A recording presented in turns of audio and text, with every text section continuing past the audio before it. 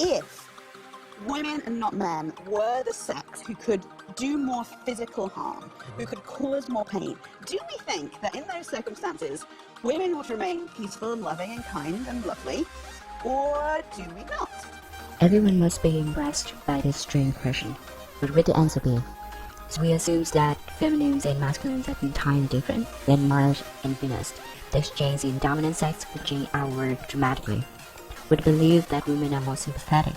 We conclude that female leaders will make our society more compassionate.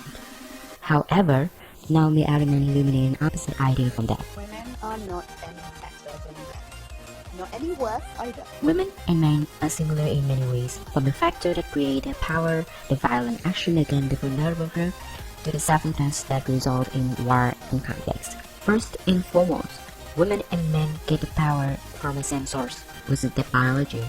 Although female and male are the society of self, they are born with different appearances. When they grow major, the difference in body mass and size become apparent. Men are typically the heavyweights in the arena. According to the CDC, the average American male is 69.3 inches tall and weighs in at about 195.5 pounds, with the average female coming in at 63.8 inches and 166.2 pounds. Men is likely 2 times as strong as a woman. This comes to the assumption that men are always more powerful than women. Feminines is sympathetic and tender-hearted, but weak and vulnerable. Masculine is muscular, strong, powerful, yes, savage, and selfless. The origins of this belief is the contrast in biology that two sexes are born with. Circumstance forces the weaker gender to cover their nature to get adapted. Girls seem kind and gentle because they don't have the potential to protect themselves and dominate the guys in a physical way. Naomi Alderman, the author of The Power, is aware of this factor, so she created a reversal in roles of women and men in the society by enhancing the body function of women. Exceptionally, instead of making women beefy like men, Alderman gave women the power by embedding the ability to produce electrical charge that renders women able to tap men at will. That source comes from the strip of striated muscle across the girl's collarbone, which is called the organ of electricity of skin. As a result, women become physically stronger than men due to the ability to do more harm than male could. Besides the biological change that feminists experience, their thought or perception also strengthens them in a way it works for men. Their internal conversation tends to make them feel more confident and act more aggressively or more vulnerable. Take Tunde as an example. He is the only male gender protagonist in The Power who is considered the kindest character. Although he has never had a girlfriend before, he talks so confidently and bravely. In front of a girl like Inuma, he never has to worry about being hurt by a girl thanks to the advantage of physical strength. Instead, Chun would take care not to really force Inuma while flirting with her.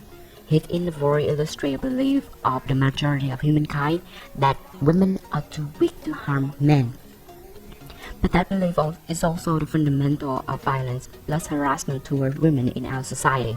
Similarly, this sort of mental encouragement also makes women tenacious, inexorable, and uncompromising. Mako from The Power is a great example for her gradual transformation in worldview and attitude. Mako used to feel inferior to Daniel, who has the same social status as her. But when the women's power awake, her influence grows gradually. Mako realized that she could kill Daniel if she wants to. It doesn't matter that she wouldn't, that she never would. What matters is that she could if she wants. The power to her is a kind of wealth. Mako now feels superior over Daniel and assumes that he must listen to her. That is how men talk. The belief of the vast majority in a community is the foundation of discrimination, which affects the way human beings treat others and themselves. Therefore, women can be as confident, influential, and prominent as men without the obstacles from social norms and human prejudice. Ironically, gender-based violence still occurs even after men stop assaulting women. Before women are capable of hurting men, they are called by the nasty name. They are forbidden from going outside at night, not to be the victims of rape. A female is seen as a dog when boys can kill her for stupid reasons like smoking a cigarette. Hatred of men inside women's hearts is growing. They are all waiting for a chance to take advantage on those fallen creators. Therefore, when Naomi Alderman gives women the source of power, which allows them to do whatever they want, males become the victim of sexual harassment along with violence. Women lock men inside home because they think men are the ones who should be afraid. Then, a group of women frantically killed a man whose name is Darrell for his intention to hurt a teenage girl. All women are armed Darrell. They choked him to death. They pulled the skin, live, and wriggling. From Darrell's chest, their fingers dark with his blood. We say that women's generosity doesn't appear in these scenes. They seem selfish, aggressive, and brutal like men. Overall, the two genders have the similarity that they are born with both aggressiveness, callousness, along with vulnerability plus tenderness.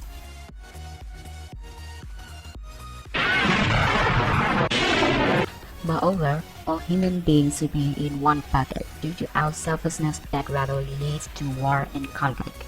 The power rules everyone free. Neither men nor women can resist the temptation of having their own kingdom, so war comes to the solution to decide who dominates. They don't mind that Arius ends up sitting as president of a pile of rubble after bombing the whole country, or don't care where the conflict will spread out wider and wider. A woman would die just as much as men would. The author is right when she says that women are not any better than men, not any worse either. Let's not treat women as if they're some special category of morally good human who have to be kind of tended to and cherished and looked after because they can't really look after themselves. And the hard jobs of the world they have to go to the men because women are so tender. I stand for the irreducible complexity of the human spirit, where each of us contains vulnerability and toughness. Each of us contains love for children and the desire to do violence or to be selfish. All of these things exist in all of us, and if we insist that only one gender gets one of those, we are cutting off one of our limbs. In conclusion, females and males on Earth generally share the same natures. The novel shows us that the reversal in dominant sex would not prevent human beings from conflicts and chaos, because we all can be vulnerable and aggressive plus selfish. Please stop considering genders as a factor to determine someone's characteristics. The best solution is to treat everyone equally, regardless of any sexism.